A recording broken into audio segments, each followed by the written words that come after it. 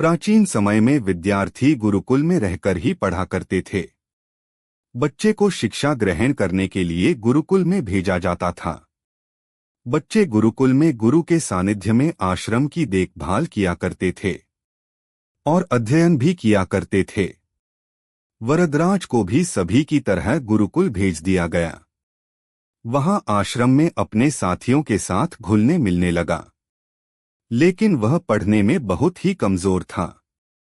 गुरुजी की कोई भी बात उसके बहुत कम समझ में आती थी। इस कारण सभी के बीच वह उपहास का कारण बनता है। उसके सारे साथी अगली कक्षा में चले गए, लेकिन वो आगे नहीं बढ़ पाया। गुरुजी जी ने भी आखिर हार मानकर उसे बोला, बेटा वरदराज, मैंने सारे प्रयास करके देख लिए हैं। अब यही उचित होगा कि तुम यहाँ अपना समय बर्बाद मत करो। अपने घर चले जाओ और घर वालों की काम में मदद करो। वरदराज ने भी सोचा कि शायद विद्या मेरी किस्मत में नहीं है, और भारी मन से गुरुकुल से घर के लिए निकल गया। दोपहर का समय था। रास्ते में उसे प्यास लगने लगी। इधर उधर देखने पर उसने पाया कि थोड़ी दूर पर ही कुछ महिलाएं कुएं से पानी भर रही थी। वह कुएं के पास गया। वहां पत्थरों पर रस्सी के आने जाने से निशान बने हुए थे, तो उसने महिलाओं से पूछा, यह निशान आपने कैसे बनाए? तो एक महिला ने जवाब दिया, बेटे, यह निशान हमने नहीं बनाए। यह तो पानी खींचते समय इस कोमल रस्सी के बार बार आने जाने से ठोस पत्थर पर भी ऐसे निशान बन गए हैं। वरदराज सोच में पड़ गया।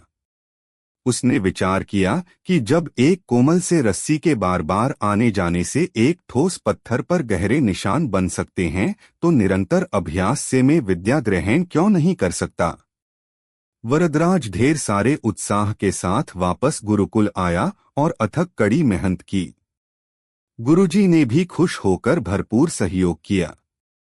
कुछ ही सालों बाद यही मंदबुद्धि बालक वरदराज आगे चलकर संस्कृत व्याकरण का महान विद्वान बना, जिसने लघु सिद्धांत कौमुदी, मध्य सिद्धांत कौमुदी, सार सिद्धांत कौमुदी, गीर्वाण पद्मंजरी की रचना की। शिक्षा। दोस्तों, अभ्यास की शक्ति का तो कहना ही क्या है। यह आपके हर सपने को पूरा करेगी। अभ्यास बहुत जरूरी है, चाहे वो खेल में हो या पढ़ाई में या किसी और चीज में। बिना अभ्यास के आप सफल नहीं हो सकते हो। अगर आप बिना अभ्यास के केवल किस्मत के भरोसे बैठे रहोगे, तो आखिर में आपको पछतावे के सिवा और कुछ हाथ नहीं लगेगा। इसलिए अभ्यास के साथ धैर्य, परिश्रम और लगन रखकर आप अपनी मंजिल को पाने के लिए जुट जाएं।